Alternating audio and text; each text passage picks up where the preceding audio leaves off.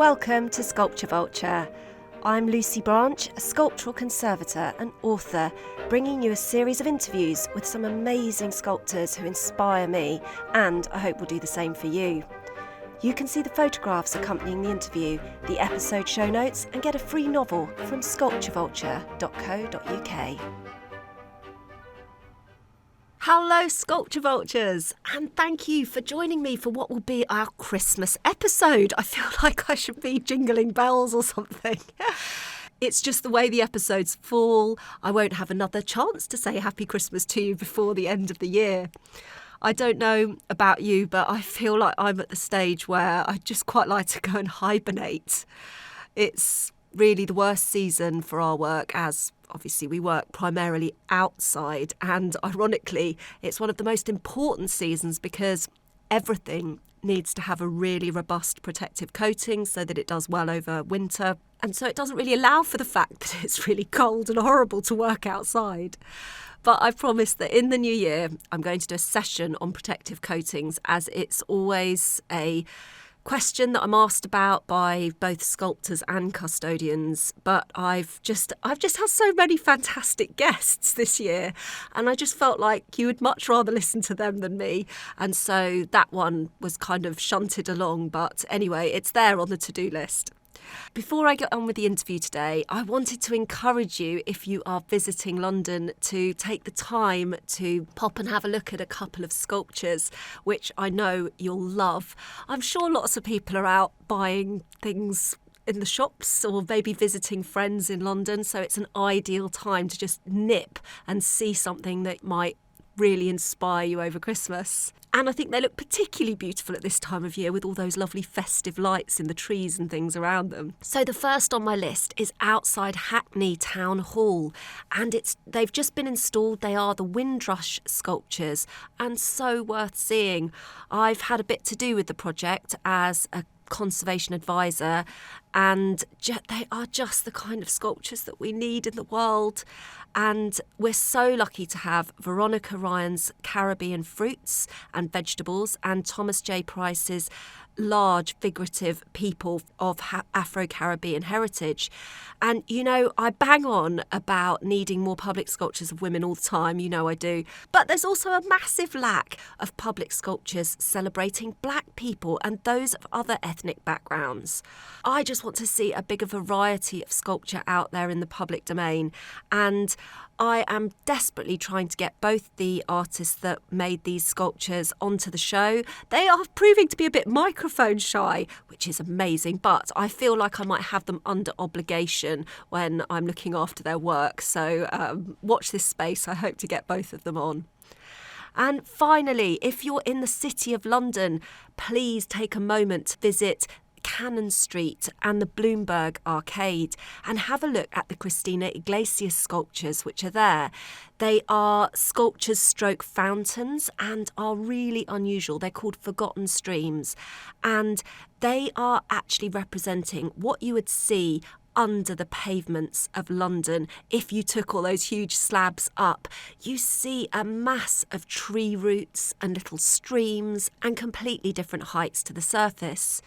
It is so unusual, and everyone who comes across them says, "Oh my goodness, are they real? Are they really tree roots in the middle of central London?"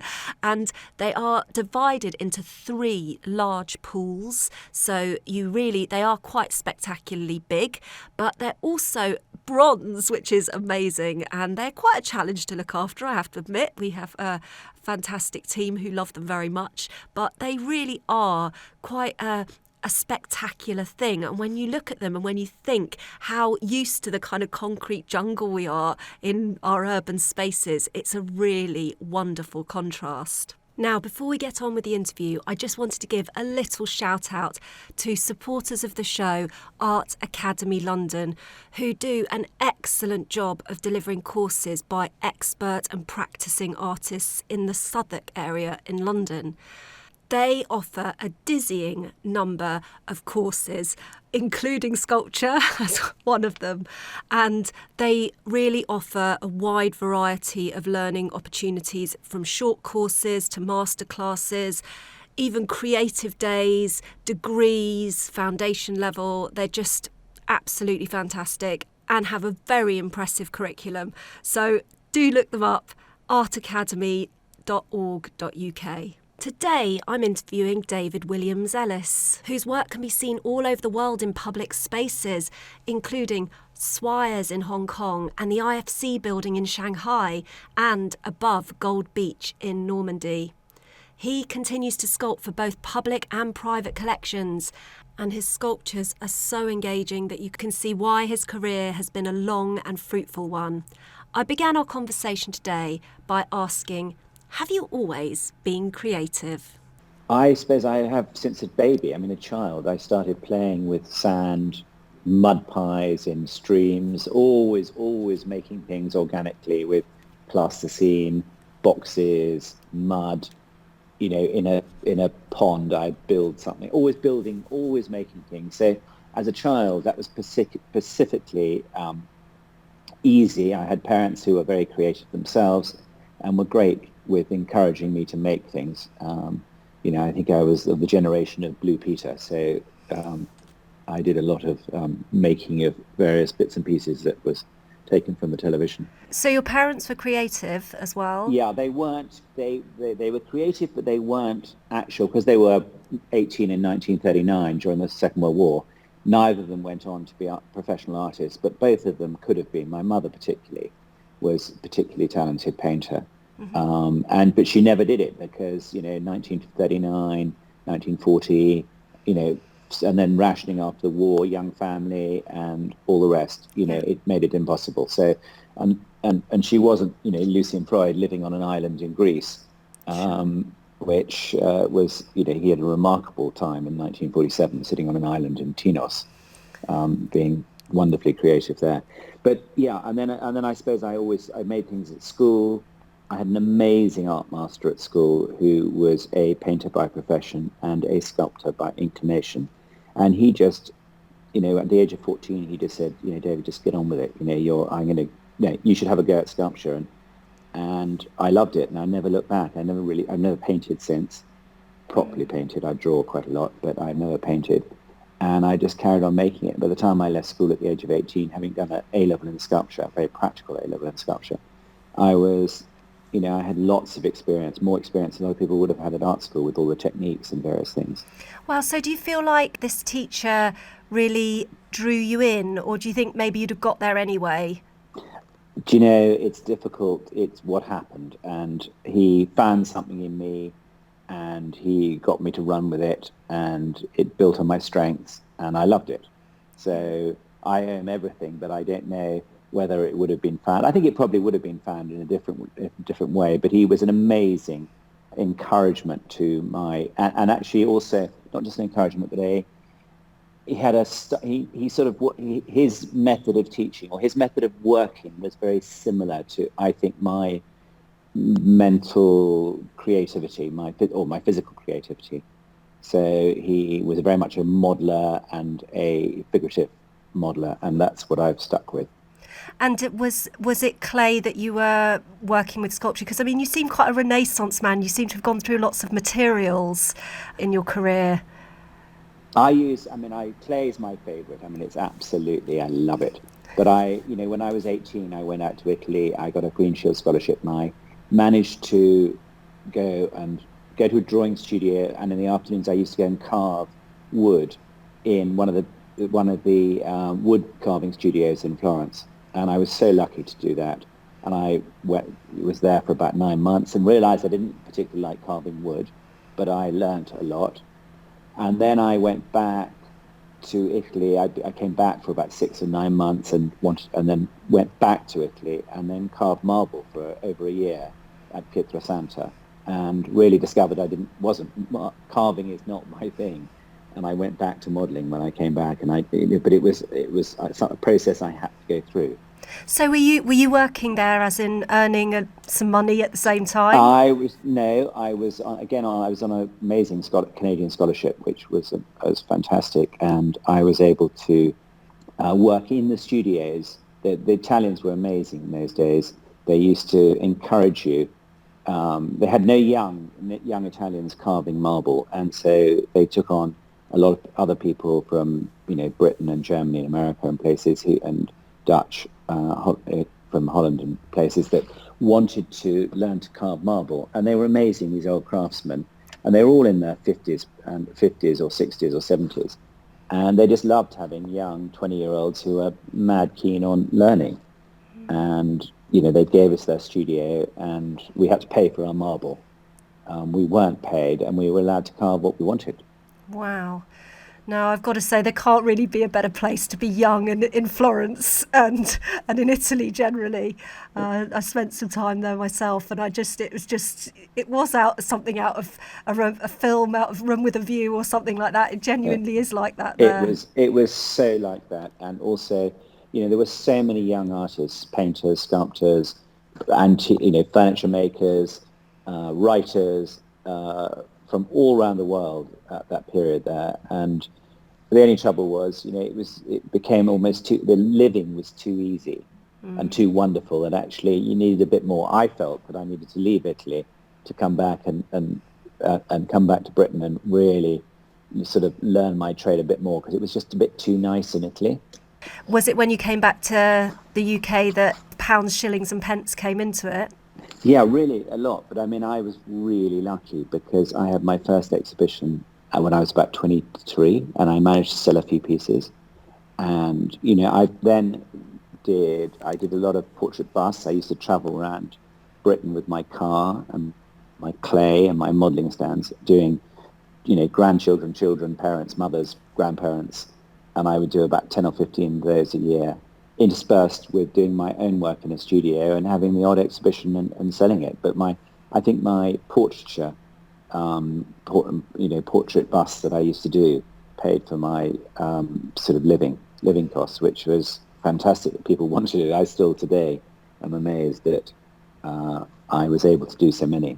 But that's so entrepreneurial, isn't it? That's kind of, and brave, because I don't know if there's many artists that feel that they could sort of go on the road and take their wares with them and have a go at it like that, because it's quite close and personal to people when you're going out doing that kind of thing. It's quite stressful. Yeah. It's quite stressful, but I always find I don't find people difficult. So I mean, when I say I find sculpture difficult, but I don't find communicating with people difficult. So I found that quite exciting, the actual aspect of meeting different people, doing different things and seeing different parts of the country.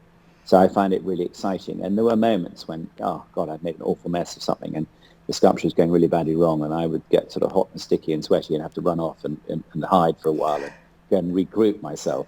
And occasionally some of them didn't work. Some of them were awful. I mean, some of them I'd never want to see again.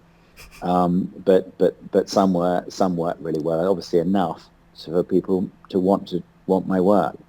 But it was a fantastic experience and a real trial of getting it right, because portraiture is different. I mean, I find it is not that easy, I found, and I had to really work at it.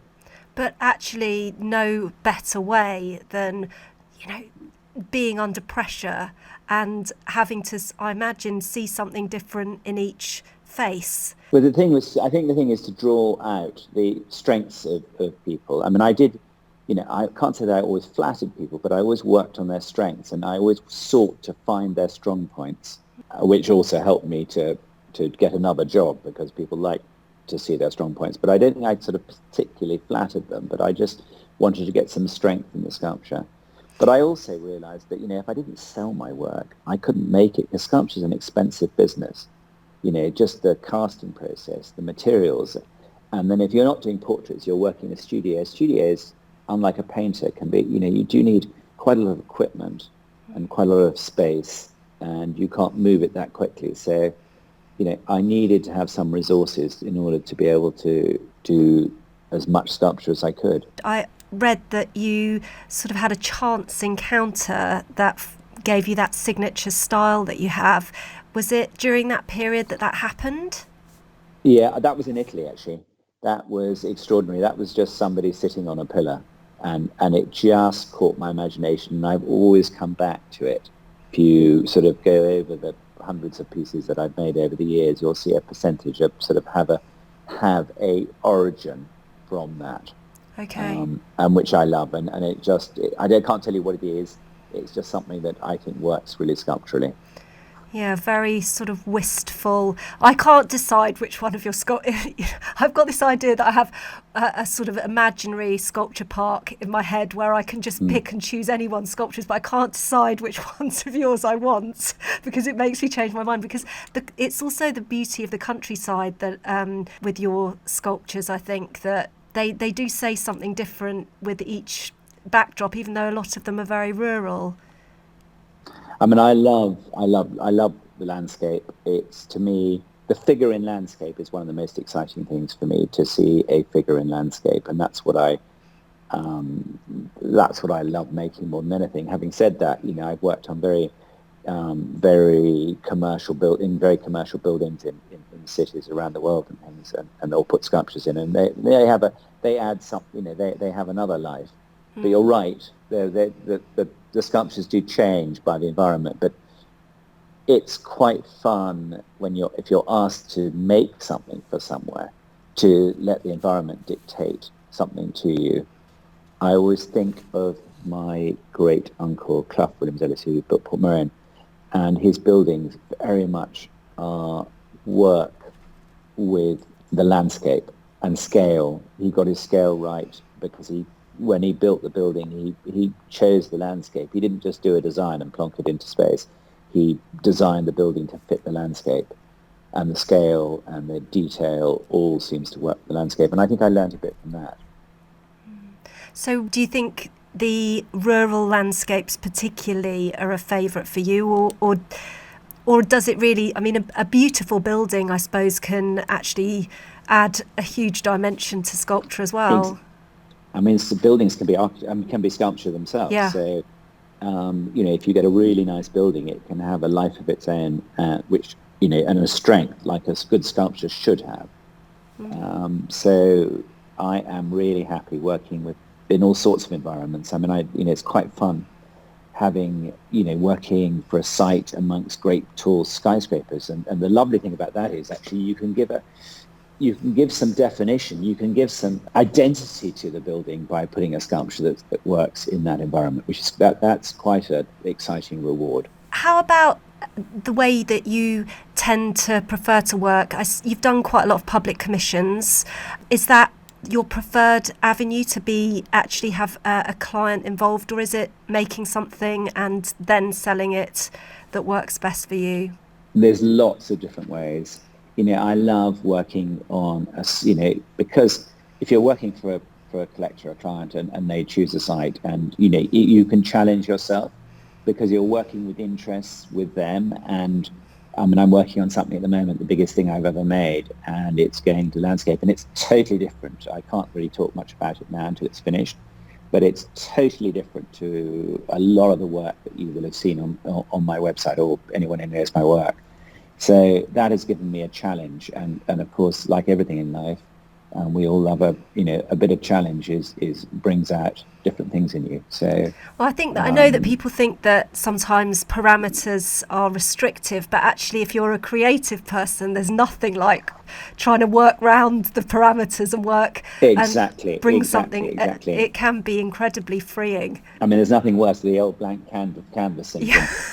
Walking into your studio saying, "What am I going to make today?" And when I was younger, I think I used to walk in, going, "Oh God, help," because I hadn't got any commissions, I hadn't got any other, I'd be struggling for ideas, and then suddenly you would find something, and then the idea would develop, and that was really exciting. And then I would just get passionate about whatever I was working on, and it would either work or it wouldn't work. So that sounds a little bit like you're a kind of discovery creator, that you're not someone that's necessarily planning everything to the nth degree. Would you say that's true or not?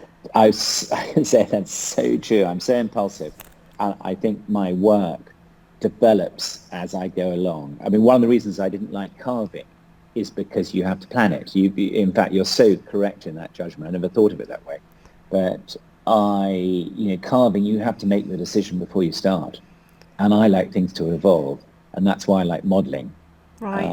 And carving does not give me that freedom to do it. So I like to explore as I'm going along, and I don't quite know. I've got an idea of what I want to make when I start. And if I'm sitting in my studio looking at the piece in front of me, this really huge piece, and is it exactly what I conceived? No, it's not. Is it close on the sort of feeling idea? Yes, but it's developed so much, and that is really exciting to have that discovery on every piece that if you don't discover something on every work, life gets very boring. Do you have a creative practice or a routine that helps you get into that flow of work? Oh gosh, that's a difficult one to just get through to, but I find that when I work, I start something and I have lots of ideas, and then one of them I sort of follow on, and then I get very, very intense, and then a lot of discipline, really. I mean, I'm a bit like a musician. I mean, I do believe that art's a bit like music, or classical music, or sort of not just classical music, but where rehearsal practice is really, really important. So if you have the skills, that when you do have those moments of inspiration and concentration, I think is what it's really all about. You have those skills and that concentration, you can fly, and you just don't think about your technique. And that's the state that I like to get into. How I get there, I don't really know, but I think it's just perseverance. And sometimes I can't do it. Sometimes I wake up in the morning and I work, but I do carry on working, but I try not to take anything too decisive. And then suddenly, sometimes that concentration arrives, and when that flow arrives, it's often very short and very intense, and it's the most exciting moment. It gives you the endorphins, and it makes you go, "This is why I loved it, making what I make." It's why I love being a sculptor, because it's that really exciting moment when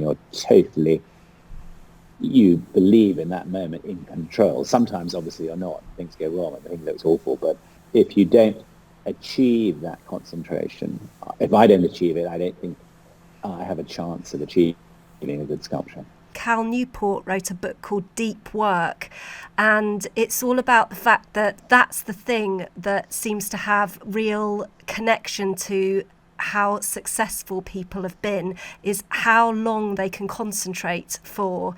My son plays a lot of chess, and his games sometimes last for 7 hours or something. I mean, it's ridiculously long.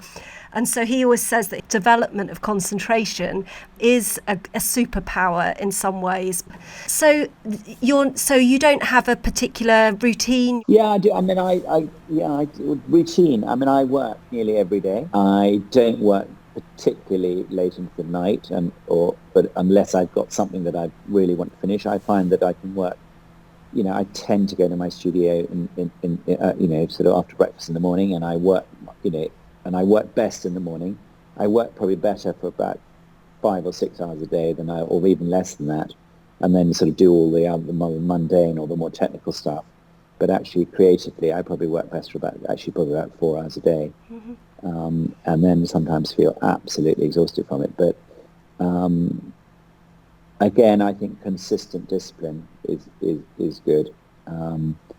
As is, to have the skills and the discipline is really, really important. I think over the years of working, I think that's what I've learned. And so has it been hard to build up this magnificent portfolio that you've got of, such a variety of client, or did it start to flow and happen at a certain point? I was really lucky. It really went mad when I was about 25, and I had phenomenal success when I was about 25. And then probably about the age of about 30, 33, 34 with young children, I moved to north of England, and my concentration, I had on and off sort of periods of success, but it was, I think, the distraction of life and families and things distracted me. And they take a lot of energy, young children, don't they? Exactly. And actually, that's a pretty creative process in itself, educating and bringing up children. So that was exciting. And actually, it's only in recent years I've really got back into the groove again. But that doesn't mean that I didn't do a lot over the years. But can I say it was easy? No. Was it exciting? Phenomenally exciting. Was it incredibly nerve-wracking at times, yes. But I love making my work, and that helps. And luckily enough people seem to love what I do that I've been able to live off it. So I've been really, really lucky, exceptionally lucky in that respect. There couldn't have been another life for you don't think? Oh, golly, who knows? Who knows? But I wouldn't refuse having this one again, put it that way. Yeah. Might be a little bit more smarter in places, but I wouldn't refuse it. Would I like to have done a few other different things? Maybe, but this one's been pretty good, and hopefully will carry on being pretty good. And has there been a particular project that you've stood back and thought, you know what, if I never make another thing, it's all right, I've done it? I think my D-Day sculpture that I did for the Normandy Memorial was probably the most exciting thing I've ever done to date. It encapsulated a lot of the strengths of my work. It captured a bit of, I talked about my father being, 19 in 1939. Well, he wasn't at D-Day, but he was on a torpedo boat just off the coast from D-Day in the Navy, and all his friends were, at D-Day, and I grew up with that around me. So there was the historical element. I'm also really interested in history. It was a really exciting project, a very moving project, because it was a memorial for 42,442 people that died, and I was given a really open, clear brief. I was asked by the architect, Liam O'Connor, to come up with some ideas for a sculpture to commemorate, and they didn't give me any. We went to the site, and they then built a £35 million building around it after the sculpture went in. For lots of reasons it wasn't done initially, French planning laws being one of the reasons. But it was that I think captured the strengths of my work, my modelling. I love working with figures, movement, and that was really exciting to do that. And the historical element, the emotion of it, the site, which is, you couldn't choose a more exciting place for a sculpture on the coast of Normandy, above the Normandy beaches, the Mulberry Harbour, and above Gold Beach. And it was a fantastic challenge. And then at that stage, the biggest thing I'd ever made. And it took me about 18 months. And I learnt a lot about myself, and I learnt a lot about making sculpture. People love it. I mean, it clearly touches people. That's what, I find that extraordinary, and really, perhaps the most rewarding thing about it is that it fitted, without me really realising it fitted. I mean, I tried to make it fit the brief, but it actually fitted the brief, which is what people wanted. They wanted feeling from it. Yeah. They wanted a story from it. And that sculpture seems to have been able to capture it. And it was such an exciting pleasure making it. Although, again, it wasn't all easy. There were moments of tearing one's hair out and going, this is not working, and cutting off the head or cutting off a leg, or deciding the composition wasn't quite right, or, the various things that can go wrong in designing and making something on that scale. But it was, to me, if I don't ever make anything else, I feel I've achieved something in life. It is a magnificent sculpture, it really is. I haven't seen it in person. That's the kind of thing that I tend to do when I'm taking our holidays. Go and look at wherever we go to. I go and find some good sculpture to look at. But the thing is that not with travelling in the last year or so being an option. But, was that one that you had to win as a commission, or did they approach you? Yeah, really, really exciting. I mean, it was probably, for an artist, the nicest way to get a commission. I was approached by them. I think they'd had a discussion about various artists within it. There was a committee. It was led by the architect, and I think they asked me to send a portfolio, and they asked me for a written brief as to how I would approach it. And I think that was probably the most exciting thing, because it gives you the freedom, it gives you the ability to really experiment. And then I slightly worked with them. I came up with ideas, and then we discussed the pros and cons of the ideas. So it was very much a free brief, and it was, I think, that really selected. He liked what I did, and he'd worked with quite a lot of artists before, sculptors, for other big projects. So he knew I think, how to get the best out of us artists, and I was really lucky to be chosen. And do you work with a particular foundry? I work with mainly one foundry. They get to know your work. I'm sure, as you know from what you do, is, we all have slightly different styles, and when the chasing is done or when the wax is done, they know what style, how the seams, how you'd work over your seams, basically, when they've, when they're chasing the sculpture, and they get to know what patinations you like and how the angle will be. I mean, I do oversee all the work at the foundry, but at the same time, they often have the work ready, and I often don't even have to, often don't have to say anything to them, really. Well, that's the perfect combination, isn't it? So, it's 20. I've elected the foundry I'm with. I've worked with indirectly, and I say indirectly because the original foundry I worked with went bust. But the people who are the legacy from that first foundry, they're the people. The foundry I go to now are all people that developed or trained through that original foundry. And there's a sort of continuity there. So tell people how they can find out a little bit more about you. Where do they go? Golly, well, you can go to Normandy, see the D-Day sculpture there. That actually, as you say, hasn't been open. It is being officially opened in June the 6th, which is the 76th or 77th anniversary, I think, of D-Day. It was supposed to be opened last year. The sculpture was unveiled 2 years ago on the 75th. So that's an obvious place. There's a few pieces publicly around. Come and see me in the studio. I'm always open. I love meeting people. I love that communication. Come to the studio. I'm based in Oxfordshire. A website or Instagram? A website, yeah. David at dwe.com. I have a website, Instagram account, David Williams Ellis, and you can see all the work. Do you talk to people on Instagram? Yeah, communicate a bit with them if they're interested. I mean, I'm always open. I love talking to people. So if anyone wants to learn anything or discover anything that I can help them with, I'm delighted, really delighted. Well, David, thank you ever so much for taking the time today. Really appreciate that. Well, it's been a pleasure. Thank you. David goes to show you that sculptors come in all varieties. There are some that are introverted and their work is their whole world, and there are others like David where people are part of the whole thing. He likes talking to people. He invites you to his studio. Anything he can show you or help you with is no trouble.